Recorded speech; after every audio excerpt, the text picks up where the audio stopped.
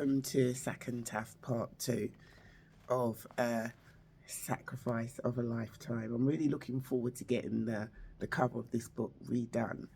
I still want to have the same image as the mirror. If you can see there, the mirror. Obviously, it's sort of like an updated version. And I more or less most probably will stick to the colour because the colour is significant, like I shared in the other video. And the colour purple, I feel like, is significant as well. So, yeah, so basically the last video was on the first meeting of Rebecca's new boyfriend, Wayne. And so, you know, they've arranged to meet up on her day off, which is a Thursday, which they have early in the afternoon. And he's met her at the station, and then they've walked to the flats. And then I will continue. The sun shone brightly and the air was warm, making the 10-minute walk to where Wayne lived a pleasant one. He lived in a block of council flats, and Rebecca felt a warm sensation as she entered his home. She absorbed all its features carefully. And with Rebecca, she wasn't, you know how you can get some people that can be very sort of snobbish about where you live. You know, some people can be, maybe snobbish is a bit harsh, a harsh word to use. Maybe I shouldn't use that word. But sometimes people can judge you on where you live. So Rebecca's used to living in a fairly large house in a really nice area. And now she's met somebody who lives in East Dulwich in a council flat. There's nothing wrong with East Dulwich, but he's living in a council flat, and I shouldn't even put but. I should just say he's living in a council flat, and some people would judge that. Rebecca, she's like, this is your home. This is your home. And what I like about that, and I've reflected on many characteristics of Rebecca, because Rebecca was me in the book, and I've reflected upon a few characteristics that are quite positive before, when I was writing the book, and even when the book got printed up and I was selling the book, the reflection was on the negatives. It's like, oh, what are people going to think? Oh, what are people going to say? Oh.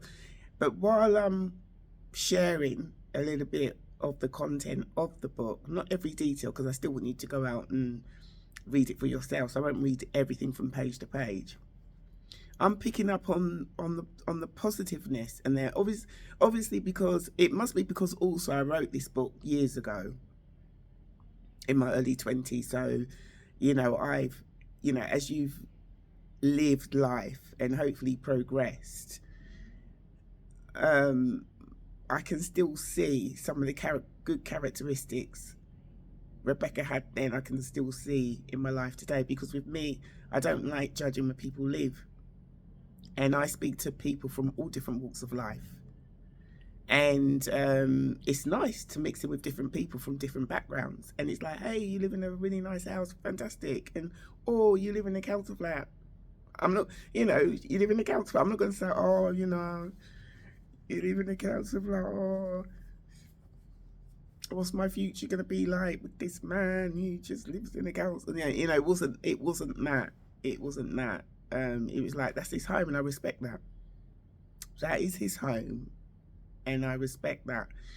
And I guess the reason why I talk about it like that is because, or I talk about the subject of the home like that, is because I've had, you know, one or two people have come, you know, on one occasion I remember, no, one or two people have come actually, and come and to the house.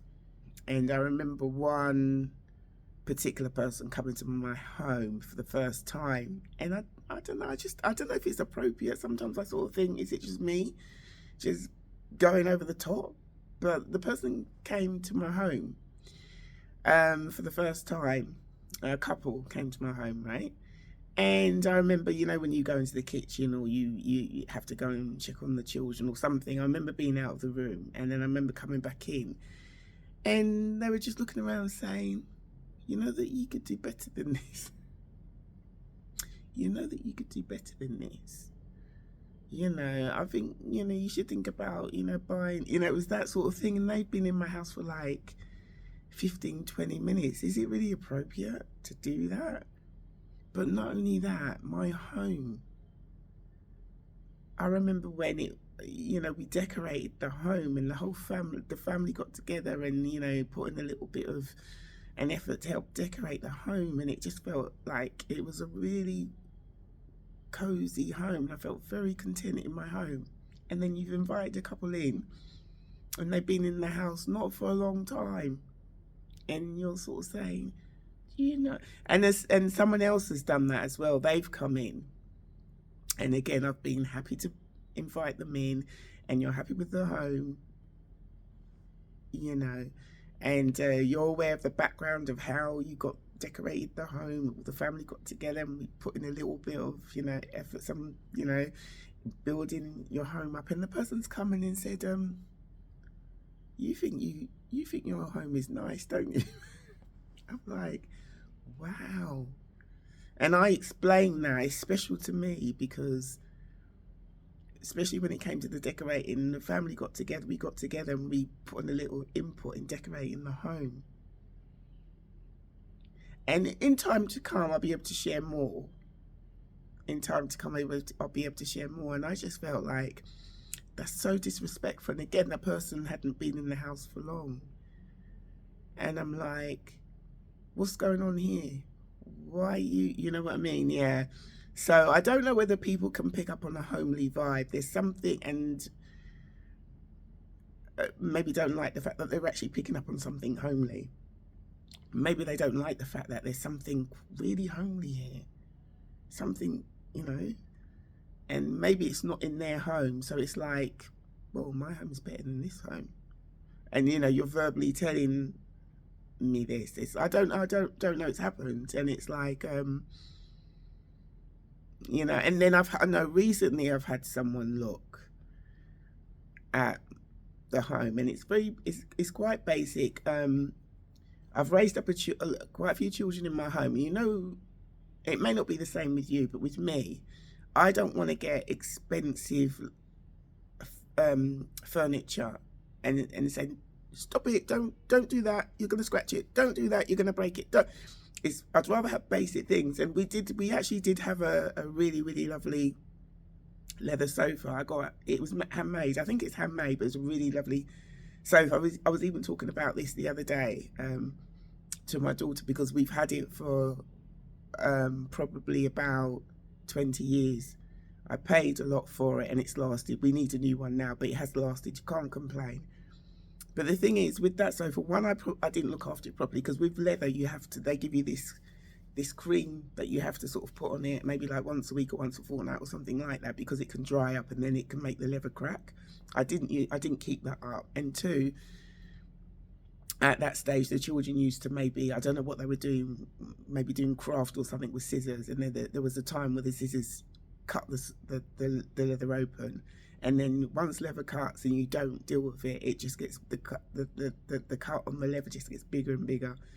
And what I should have done was use throws to cover the leather over, and every now and then take the throw off or something. I didn't do that, and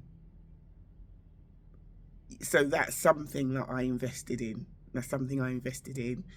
And other than that, it's quite basic, but I did that for a reason. So it was child friendly. That's why. And now that they're older now, and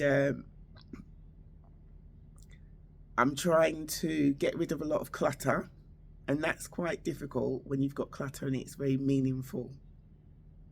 So I'm trying bit by bit. I'm trying to get rid of a lot of clutter, and I'm trying to create space in my home, and at the same time build the home up and put some nicer things, there, and just make it look even better now, but I'm just grateful that I have a roof over my head and a home that is homely. That home has been built up with love. It's a homely house, and that's what matters. So if people want to walk into my house, or people want to walk into your house and judge it, one, they don't really have a right to do that. And but I feel like we need to be content with what we have, and then if you want better, then you try and get better. But I just don't feel it's right for someone to walk into your home, especially for the first time, and comment on it negatively. I really don't. I don't think it's necessary. Tell me if you think I'm wrong, but it just doesn't make sense. So, anyway, getting back to the book. So basically she's entered his home. He showed her the bathroom off the small hallway. Then they went through a bamboo curtain into the sitting room. It was well decorated. The wallpaper had deep red pattern on a white background, and a beige carpet looked fairly new. There was a large television and stand in the far corner, and placed beside it was a tape recorder, but there was no furniture in the room except 2 large black bean bags at the far end. And when I saw the way he had set up his home, I really respected it. You know, here's me coming from a family home, which I totally respected. And again, that's probably where I've got that, learned how to build a home up, because I came from a proper home where it was very homely, made up with love, and I was very content in my home. So I've learned that from my parents, and then taken that into adulthood. So, you know, coming from a family home and then coming into, like, it's more or less like a bachelor pad or whatever you call it. You know, I did actually like the fact that he had been married. It's like, oh, this is trendy. Do you know what I mean? I didn't think, oh, you know, I'd love to live in this flat or live like that. I didn't think that, but I just respected the fact that that was his space, and I just respected it. You know, I've been in a house recently whereby it was in a big house, but it was a flat. And I remember going up, they invited me, and I remember going up the stairs. And as I was going up the stairs, there were books and letters on the stairs. And then she said, come into the main room. I go into the main room, and there's a big bed in the main room. And then on the far corner, I think there was like a television, or there was like, it could have been like a stand or a chest of drawers with letters and books on it. Cut a long story short, the room looked cluttered, but that's where she was living. And I didn't judge her. That's her home. Maybe she might be in the stage where she's sorting her home out. Maybe she might have just come back from holiday. I don't know. But basically, she explained to me that she hasn't been well for a few months. And I didn't say anything about the flat. Nothing. Because it's not my place to. That's her home. And that's where she lives, you know. And I just respected that, you know. If you go into a home and it's like that all the time, and you've got to know that person, you can then say that, one afternoon, would you like me to give you some help to organise your books? And not be rude, you know, just to help if they need any help, you know, but not like, I can't walk in and say, oh my goodness, look at the state of this place. Do you want me to give you some help to sort yourself out? You know, because look, I mean, look over there, there's loads of books. No. Anyway, so Rebecca stood behind Wayne as he showed her the bedroom. The walls were painted white, and the king-size pine bed was literally dressed with a sheet and a thin blanket that had a spotted pattern. I'm like so impressed that I can remember all this detail. I'm so grateful that I chose to write this book about how many years after it happened. About 3.5 years, 4 years after it happened, I would not have been able to remember any of this.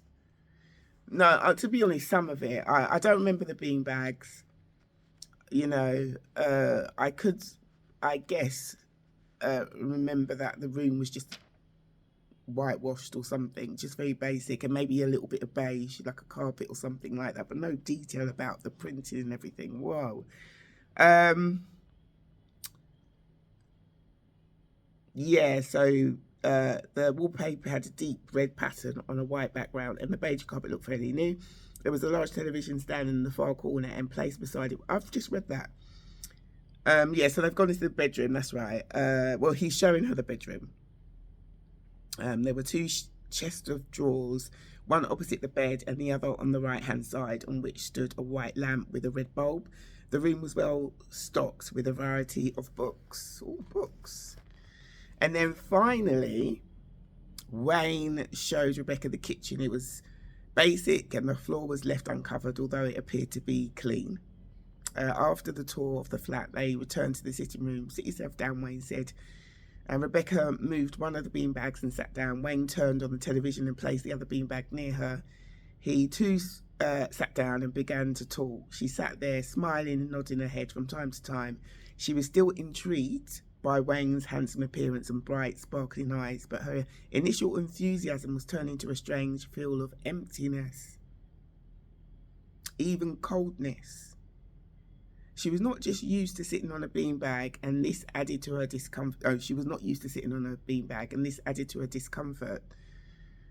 "Oh, sorry," Wayne suddenly said. "I forgot to ask you, do you want something to drink? Coffee, maybe?" Okay.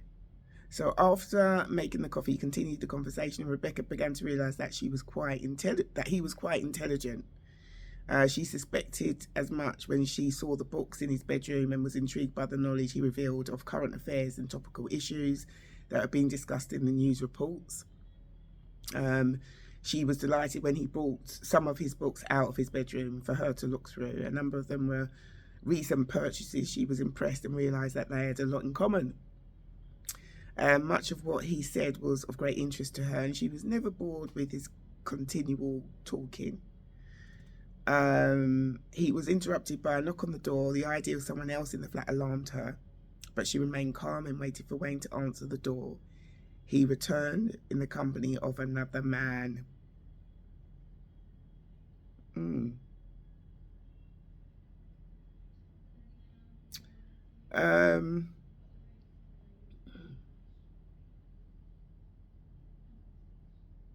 Okay, he was okay. So okay, I don't remember this one.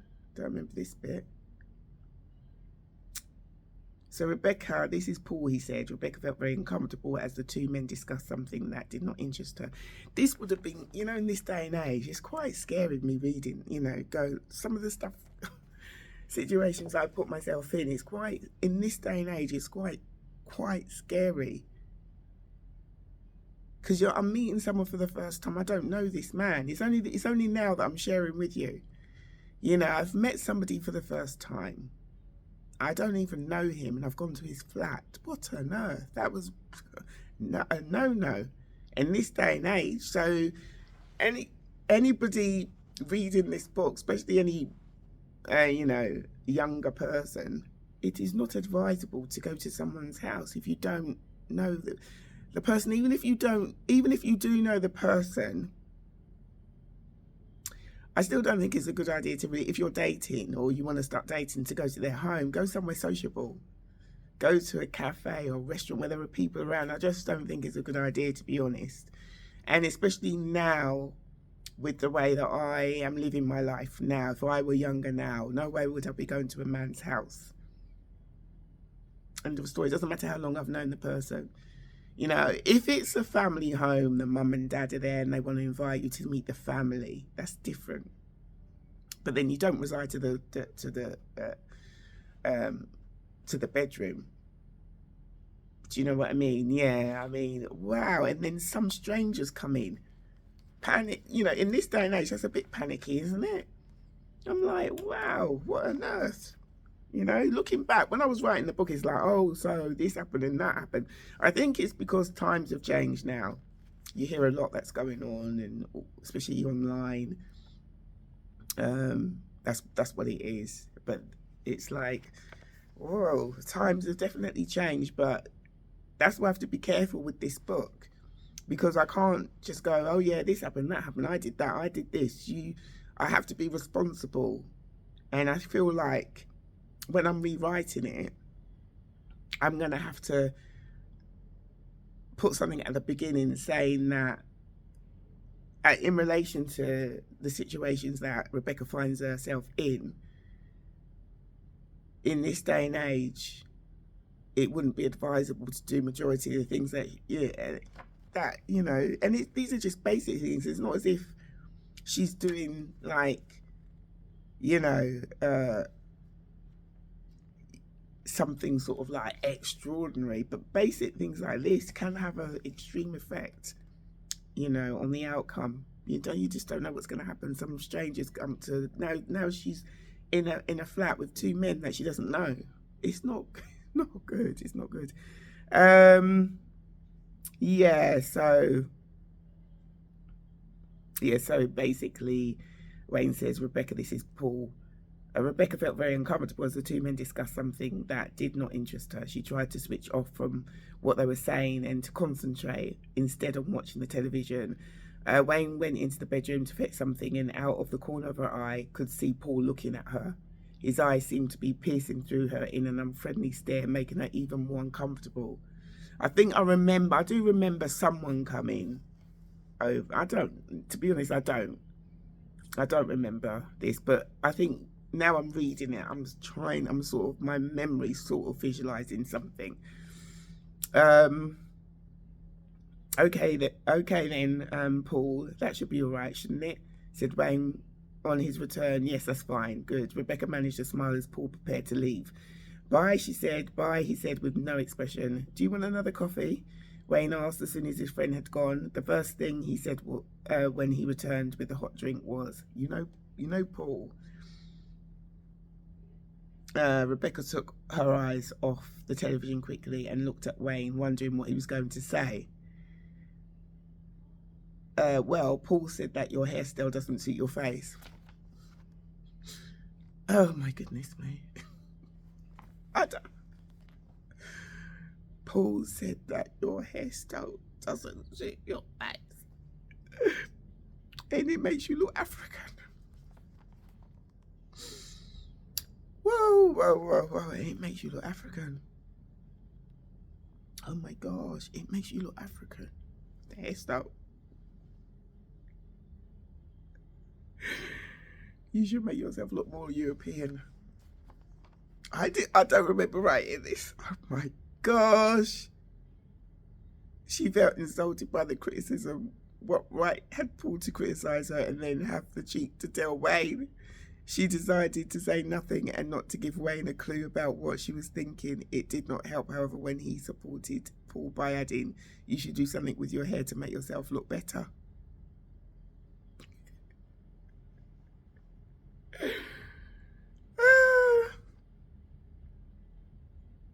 Okay, I'm going to stop there.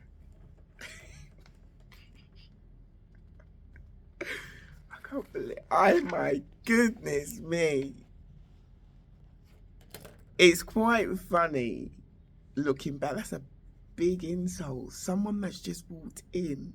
I'm beginning to see some sort of a cycle here with people thinking that they can say something on the first meeting that's not constructive.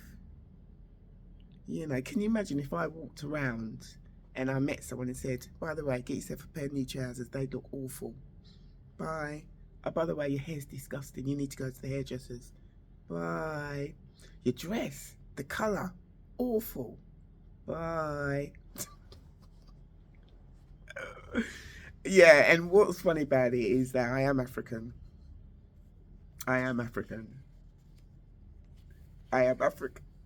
So you're telling me it's just funny. That's just, oh my goodness me. I can't believe it. That's what I'm so grateful. I would never have remembered that. Never have remembered it. And that's a red flag as well. And when you're in a relationship, someone tells you on the first date, people want to impress you, don't they? They want to, just make you feel encouraged and special. And you're turning around saying that, my friend said that your hair that stuff, and my hair was all, like I said, I washed it, and my mum hot combed it straight, and then it was all back in one, and it did look nice, and I was pleased with the way that it looked, and that's an embarrassment, but it's like a red flag to sort of say this person isn't really for you. And it's an embarrassment because he was a man of colour, but he was fair in complexion. So I don't know whether he was half caste. Is that the right word to use? Is that the right word to use? If it's not, what's the right word? Is it mixed race? I don't know what the right word is now. You just have to be careful what you say, isn't it?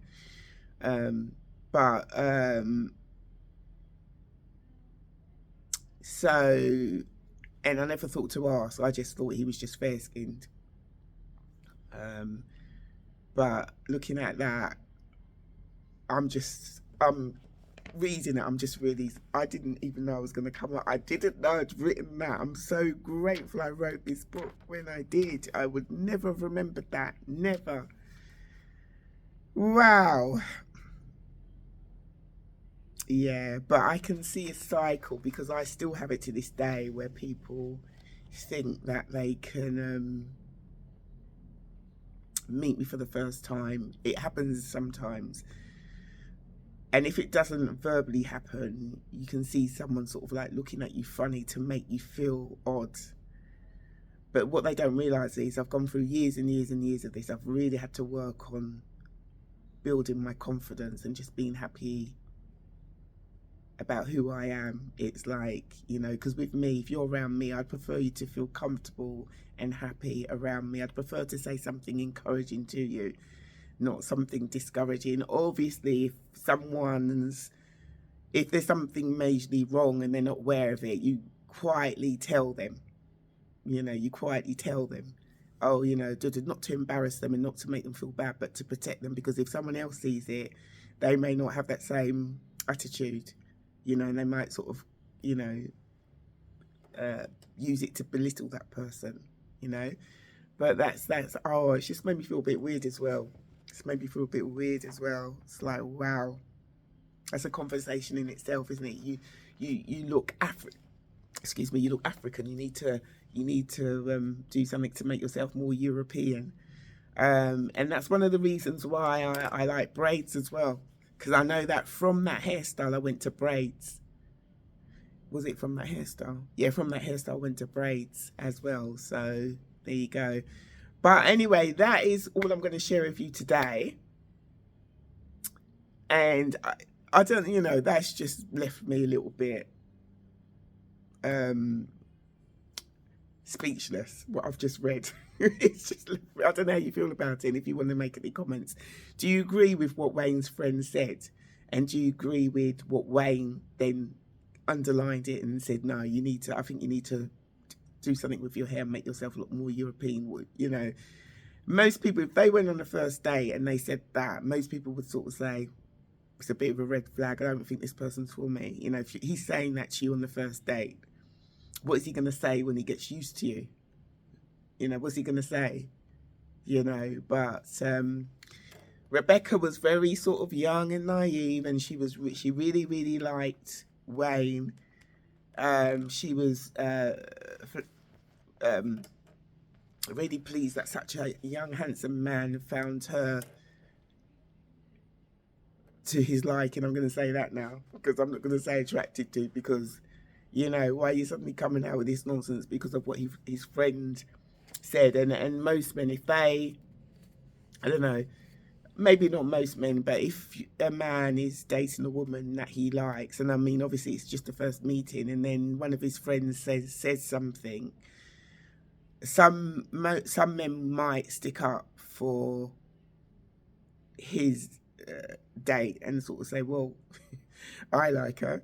Do you know what I mean? And if I didn't, I wouldn't be going on a date with her, that sort of thing. So I don't know why you're just suddenly walking into my house and thinking that you can just say that. That really doesn't make sense, and it doesn't make sense to say to a woman of colour, you need to make yourself look more European. How can you make yourself, if you are come from Africa, or say, if you come from Africa, let's just say, stick with what he says. It seems to me is what he's saying is, if it looks like you've come from Africa, you need to be ashamed of yourself and make yourself look more European. No, you shouldn't look like that. That's what it sounds like. For a young girl Rebecca, she's only 17 and a half, that can have a harmful effect, especially in this day and age as well, could have a harmful effect if someone said that to a young woman. You know, if you're so naive and so insecure, and at the time Rebecca was insecure, but not that insecure, where she was ashamed of where her heritage was, where she was ashamed of the fact that she did come from Africa. You know, she's gone through, remember that she's gone through all this indirect bullying, and it took a man to tell her the reason why. It's because people look at you and see, oh, you know, there's something about you. Or he was saying, you know, what he was trying to say was that, you know, you're attractive and people can sometimes, that's what he was saying. But it was too late because the damage had been done. Rebecca couldn't see what he was saying. So for a man now to turn around and say that, was it because, I don't know, was it because he was he a little bit jealous that he could sense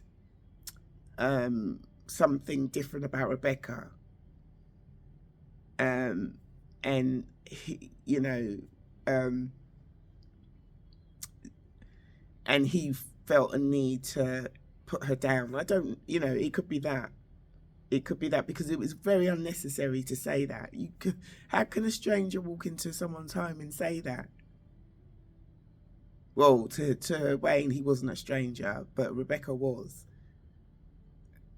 So it really, even me thinking about it now, doesn't really make sense. But you'll see, as I continue reading and sharing about the story about Rebecca, you'll see there's some sort of a cycle. So why does this keep on happening then? Why does it? And even now, to be honest, if I'm like really dressed up, it's happened a few, well, it happens every now and then. It happens if I'm, say, like really dressed up, I'll see someone looking, but they're looking for something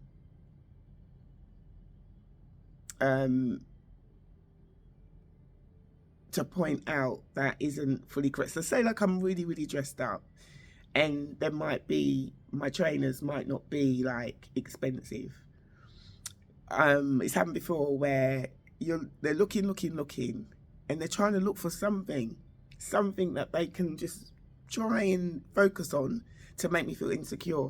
So they're fine, say like the trainers, they don't look all that expensive, and they start laughing at them to make me feel insecure.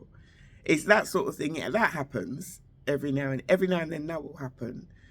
And there's been a time where I remember my hair colour was burgundy. It was more or less this colour, but it might have been a little bit brighter. It was more or less, I think it was a bit brighter than burgundy, a little bit. And I remember standing at the bus stop. And there was this woman, young woman, practically laughing at me. And then I looked at her and she stopped, and I said, no, it's all right. Carry on laughing. That's fine. Just carry on laughing. And then she was like, because the laughter was meant to make me feel insecure. It's like, maybe she's laughing at the colour of my hair. Oh my goodness, she's laughing at the colour of her hair. I better change it quick. So people don't laugh. It was, you know, maybe it's that. I just took out my phone and I had to ring her. I remember I had to ring home and talk to my daughter about it. So I had other things on my mind. I don't have the time. Carry on laughing. And she stopped. Because it's like, you know, because that's to do with people's insecurity. There's many people that I could look at and laugh at. The state of their coat, you know, the trousers are dirty, or there's loads of things, but it's like, I'm not. Why should I do that? One, you don't understand. You don't know anything about that person's life. You know, the person might be homeless. The person, you know, you just don't know. So who am I to be doing that to? What's the point of walking around making people's lives difficult, or, you know, upsetting people? It doesn't make sense. Do you know what I mean? Yeah. So anyway, it's all food for thought, isn't it? Let me know what you think. Let me know what you think about, you know, in this day and age, it's not, I would not suggest that if you're going on a date to go to the person's house. I would not suggest you do that. That is not a good idea. And even if you do get to know the person, I still don't feel it's a good idea. Obviously there comes a time where you have to make the decision for yourself, but I don't want to read this book and to give people ideas to think it is a good idea. I'm saying it's not a good idea because I don't want, someone to read it and sort of say, yeah, for the first date, she did it in the book and da-da-da. And it's like, no, it's not a good idea. A lot of things that Rebecca did, reflecting back, was not a good idea. But as you continue to listen to the story that I have to tell about Rebecca Barracu in A Sacrifice of a Lifetime, you will see that a lot of things that she did was not a good idea, and I've learned a lot from it. And that's why I'm sharing. I'm not sharing because I'm proud of some of the decisions Rebecca made. I'm sharing because some of the decisions Rebecca made were not good, and it had a lasting effect on her life. And I know that I said that, I was supposed to meet Wayne because of, and it changed her life, Rebecca's life, and da-da-da. You'll see what I mean as I go ahead with it, but it still was not a good idea to go to his flat. And from the moment that she did go to his flat, and when she sat down, she felt a coldness. And maybe that coldness was because subconsciously her mind knew that something like that was going to happen, whereby his friend Paul was going to come in, and insult her, so but there you go. Right, so I mean, if you want to watch the other videos I've done on The Sacrifice of a Lifetime, please do. It's on Sac&Taff on Studio YouTube. I've also got my actual YouTube channel, Welcome Roslyn Roberts. I've got my Instagram Roslyn1325, my Facebook Roslyn Roberts, and then I've got X, and I've got Threads. What else have I got? I think that's it at the moment.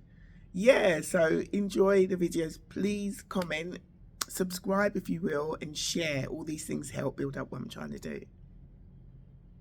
Take care. Speak to you soon. Bye-bye.